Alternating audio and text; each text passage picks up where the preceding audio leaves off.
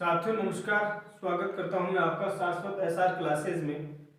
आज के इस वीडियो में हम हिंदी भाषा का उद्भव और विकास से संबंधित इन 5 बिंदुओं के अंतर्गत ये समझेंगे कि हिंदी भाषा का विकास किन किन रूपों में होता हुआ जिस हिंदी भाषा को आज हम पढ़ते हैं वो किस स्वरूप में और किस प्रकार से हमारे सामने है। तो शुरू करते हैं कि यहाँ प्रथम बात यह है कि हिंदी का जो प्राचीनतम रूप है वो संस्कृत है, यानी संस्कृत से ही हिंदी भाषा का स्वरूप हम देख सकते हैं। और साथ में जैसा कि कहा जाता है कि भारतीय जो भाषाएं हैं उनमें से अधिकांश भाषाओं की जननी संस्कृत भाषा कही गई है। इस संदर्भ में जब हम इस वीडियो को पूरा देखेंगे और समझने का प्रयास करेंगे और समझेंगे तो हम पाएंगे कि जो संस्कृत है वो हिंदी भाषा की जननी नहीं नानी है। यानी हिंदी भाषा की जो जननी है वो जो है ये अपभ्रंश भाषा है और अपभ्रंश संस्कृत से निकली है। यानी हिंदी भाषा की जो जननी है वो अपभ्रंश भाषा है और अपभ्रंश की भाषा संस्कृत भाषा है। शुरू करते हैं। हिंदी का जो विकास क्रम है यह हम देख पा रहे हैं श्याम पट पर बोर्ड पे कि वैदिक संस्कृत का जो समय था या इस प्रकार के क्रम की हम बात करें तो वैदिक संस्कृत का जो समय था वो 1500 ईस्वी पूर्व से 1000 ईस्वी पूर्व तक वैदिक संस्कृत का समय रहा। और इसमें जो साहित्य है वो हम देखते हैं कि वेद, उपनिषद, ब्राह्मण ग्रंथ और आरण्यक ये साहित्य वैदिक संस्कृत भाषा में लिखा गया। और उसके बाद जैसे जैसे ये वैदिक संस्कृत अपने नियमों में व्याकरण में बंधती गई, इसका स्वरूप जो जटिल होता गया, आम जन के लिए ये थोड़ी दुर्बोध हो गई। तो फिर उसके बाद में भाषा का एक नया सरल रूप अपेक्षाकृत वैदिक संस्कृत के जो आम जन के ज़्यादा समझ में आ सके वो निकला है। वो दूसरे नंबर के स्वरूप में परिवर्तन हो गया, वो है लौकिक संस्कृत। इसका काल रहा है, इसका जो देख पा रहे 1500 ईस्वी पूर्व से 1000 ईस्वी पूर्व तक। और लौकिक संस्कृत जो संस्कृत का सरल रूप था उसका काल है 1000 ईस्वी पूर्व से 500 ईस्वी पूर्व तक। और इस काल में रामायण, महाभारत, स्वप्न, वासव दत्ता जो कि महाकवि भास की रचना है, इस प्रकार की रचनाओं का ये काल है। इस प्रकार की रचनाएं इस लौकिक संस्कृत में लिखी गई। उसके बाद में ये भाषा भी जब अपने जटिल रूप में सामने आई तो जैसा कि आप सब जानते हैं भाषा बहता नीर, भाषा जो है निरंतर उसमें परिवर्तन होता रहता है। वैदिक संस्कृत है या जो इस प्रकार की भाषाएं ये संयोगात्मक भाषाएं हैं, लंबे लंबे वाक्य होते हैं, समास प्रधान ये भाषाएं होती है। उसके बाद में हम देखते हैं कि आधुनिक भाषाओं में जो वाक्य हैं, जो शब्द है वो अल्प रह गए हैं, अल्प समास की प्रवृत्ति है, वियोगात्मक स्वरूप हमें देखने को मिलता है।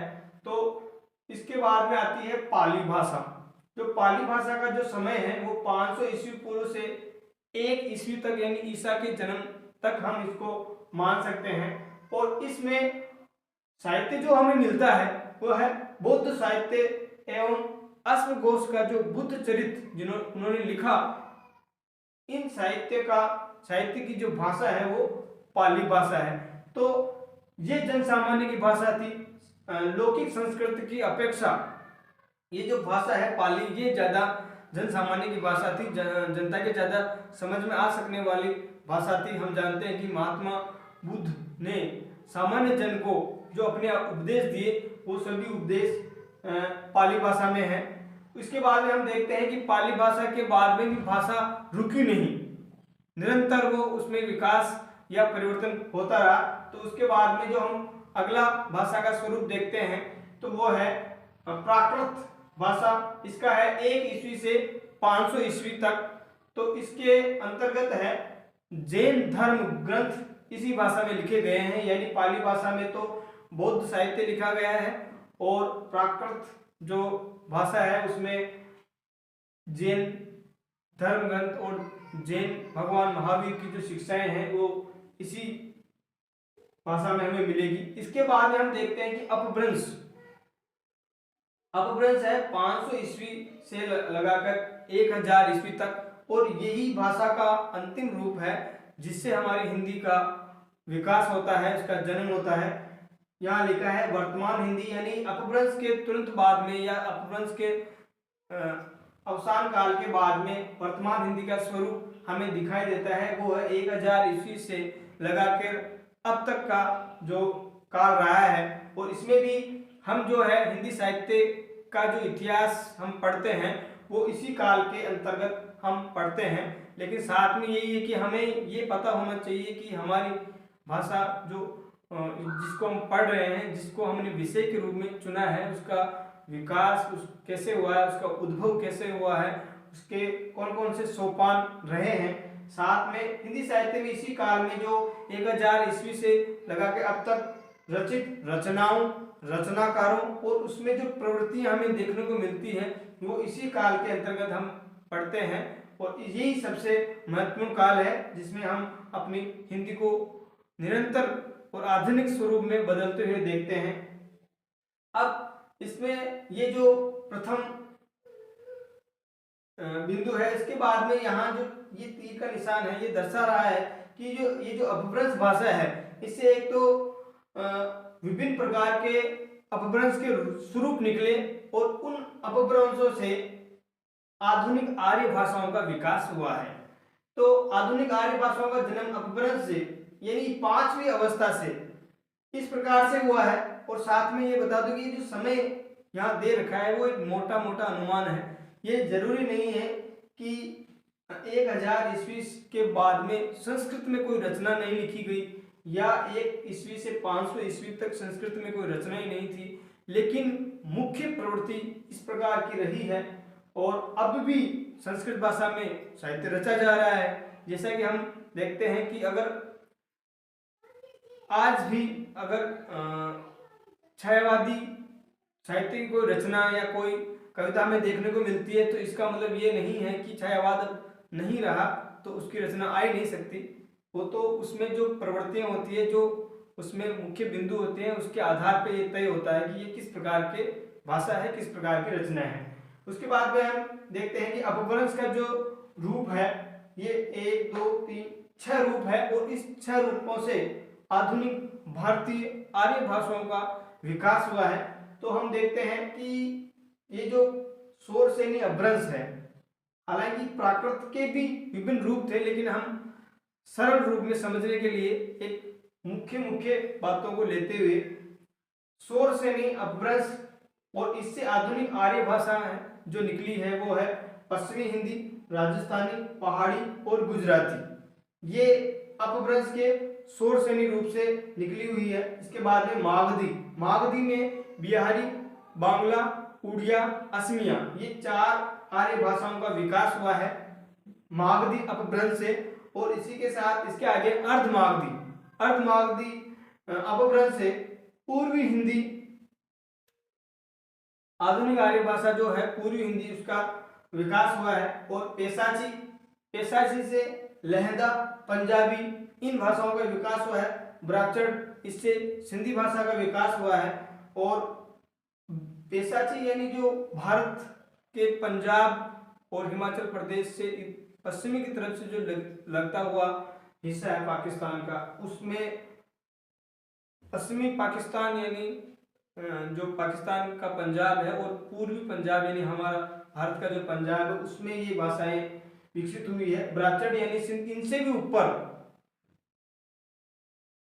पेशाची से भी ऊपर का जो क्षेत्र है सिंध प्रदेश, उसमें ये जो अपभ्रंश का ब्राह्मण स्वरूप था, इससे सिंधी भाषा का विकास हुआ है। और अंतिम है महाराष्ट्रीय अपभ्रंश, इससे मराठी भाषा का विकास हुआ है।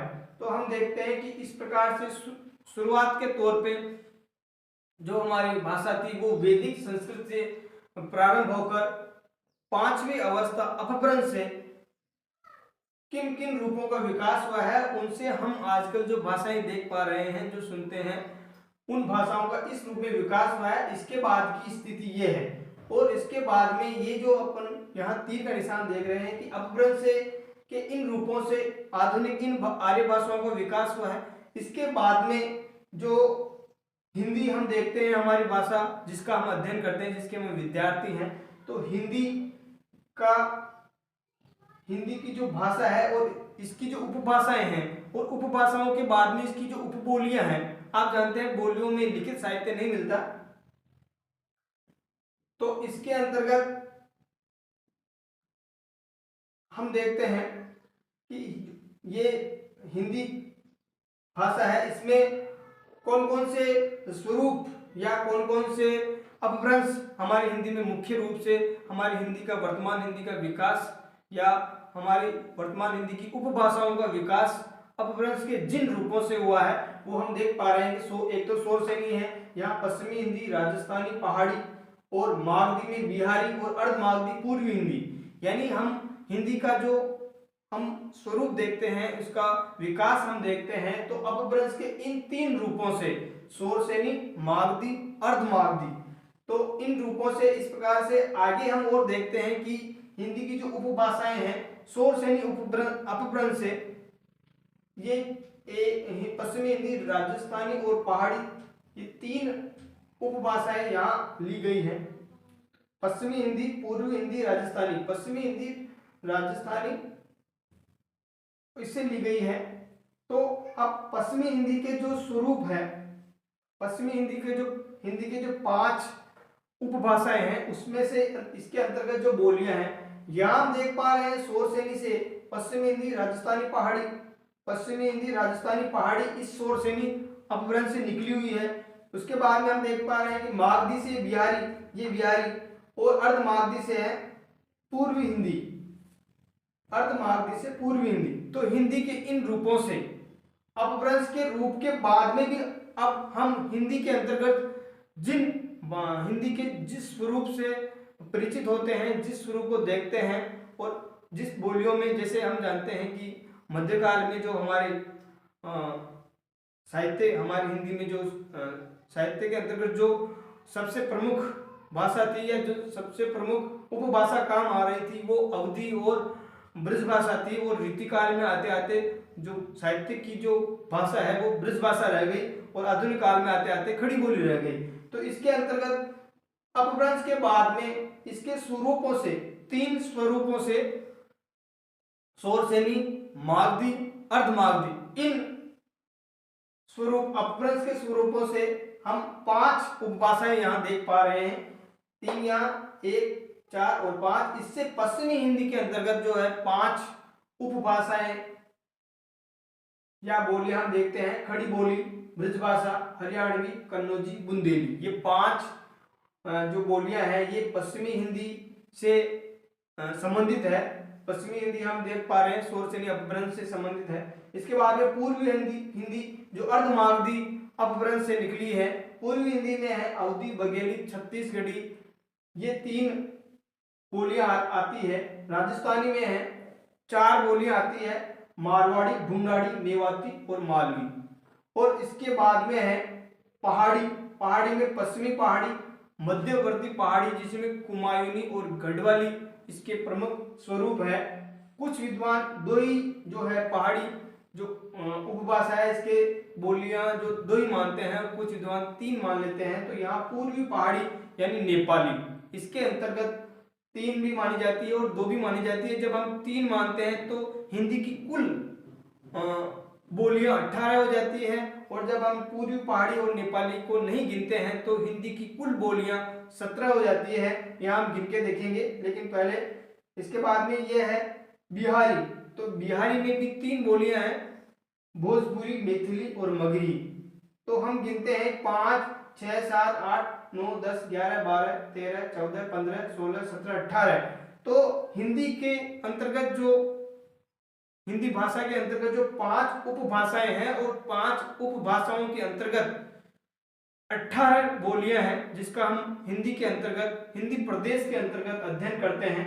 तो और जैसा कि कुछ पुस्तकों में पूर्वी पहाड़ी या नेपाली को नहीं गिना गया, तो हिंदी के अंतर्गत 5 उपभाषाएं और 17 बोलियां या 5 उपभाषाएं या 18 बोलियों का हम अध्ययन करते हैं। और इसका जो संबंधित क्षेत्र है 17 या 18 बोलियों का, वो हिंदी पट्टी उसको कहा जाता है। और हिंदी पट्टी के अंतर्गत हमारे देश के 10 राज्य आते हैं। उसमें हिमाचल प्रदेश, पंजाब का पूर्वी और दक्षिणी भाग, राजस्थान, दिल्ली, उत्तर प्रदेश, उत्तरांचल, छत्तीसगढ़, झारखंड, मध्य प्रदेश और बिहार। इस प्रकार से 10 राज्य हैं। और क्योंकि हम जानते हैं कि हमारा देश बहुत बड़ा है और हिंदी पट्टी का जो क्षेत्र है वो भी बहुत बड़ा क्षेत्र है, लगभग बड़े बड़े जो 10 राज्य हैं इसके अंतर्गत आते हैं। देश का 60% क्षेत्र यहाँ है। तो एक ही भाषा अपने शुद्ध स्वरूप में ये 5 उपभाषाओं के अंतर्गत इतनी 17 या 18 बोलियां हैं। तो इनमें हिंदी का जो शुद्ध रूप है या मानक रूप है वो मिलता है हमें मेरठ, बिजनौर, मुजफ्फरनगर, अंबाला और सहारनपुर, यानी दिल्ली और उत्तर प्रदेश का और साथ में पंजाब का कुछ हिस्सा लेके हम यहाँ देखेंगे तो वहाँ हिंदी का जो खड़ी बोली का स्वरूप जो हमें मिलता है वो हिंदी का शुद्ध रूप हमें शुद्ध रूप माना जाता है। तो इस प्रकार से हमने इस वीडियो के अंतर्गत इस बात की चर्चा की है कि हिंदी का जो हम उत्सुक रहते हैं, हिंदी का स्वरूप कहाँ से आया है, हिंदी में क्या क्या बोलियां हैं, क्या हम राजस्थान में रहते हैं तो क्या मेवाड़ी जो हमारी भाषा है, मेवाड़ी या जो मारवाड़ी भाषा है, क्या वो हिंदी के अंतर्गत आएगी, और आएगी तो ये हिंदी का कौन सा स्वरूप है। बिहार में मिथिला के क्षेत्र में जो हिंदी बोली जाती है उसका क्या स्वरूप है, उत्तर प्रदेश में क्या स्वरूप है, और छत्तीसगढ़ में क्या कहेंगे हिंदी को, या उसका बोलने का स्वरूप अलग रहेगा क्या। लिखित में शुद्ध या मानक हिंदी का जो स्वरूप है वो खड़ी बोली या कोरवी इससे चलता है। जो यहाँ देख पा रहे हैं खड़ी बोली को, इसको कोरवी भी कहते हैं। इसके स्वरूप को हम साहित्य में पढ़ते हैं, पुस्तकों में पढ़ते हैं। और बाकी जो है इन भाषाओं का उपभाषाओं का भी हमें साहित्य मिलता है। वो सब कुल मिला के इन जो 10 राज्य हैं इनके क्षेत्र में जो हिंदी का जो किसी भी स्वरूप में बोली जाती है, लिखी जाती है, पढ़ी जाती है, समझी जाती है, वो हिंदी पट्टी के अंतर्गत और हिंदी रचनाओं के अंतर्गत हिंदी का जो साहित्य मिलता है उसको हम पूरे तौर पे हिंदी का क्षेत्र कहते हैं।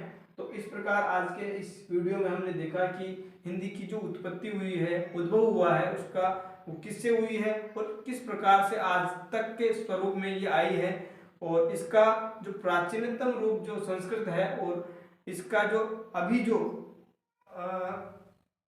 वो स्वरूप जिससे आधुनिक हिंदी हम देख पाते हैं तो वो है इसका अपभ्रंश। और इससे भी हम देखते हैं कि इस प्रकार से अलग अलग वर्गीकरण के हिसाब से हमने देखा कि हिंदी आज जिस स्वरूप में हम देख पा रहे हैं, जिसको हम पढ़ते हैं, जो हमारे ऐच्छिक विषय के रूप में हमने लिया है, जिसका हम तैयारी करते हैं प्रतियोगी परीक्षा के अंतर्गत। तो इस प्रकार इस वीडियो में हमने देखा है। और आपको इस वीडियो के डिस्क्रिप्शन लिंक में इससे संबंधित नोट्स भी मिलेंगे आपको, शायद इससे संबंधित नोट्स, तो आप वहां जाकर भी इनको डाउनलोड करके पढ़ सकते हैं, देख सकते हैं। वीडियो अच्छा लगा तो आप इसे लाइक कीजिए, शेयर कीजिए और सब्सक्राइब कीजिए। धन्यवाद।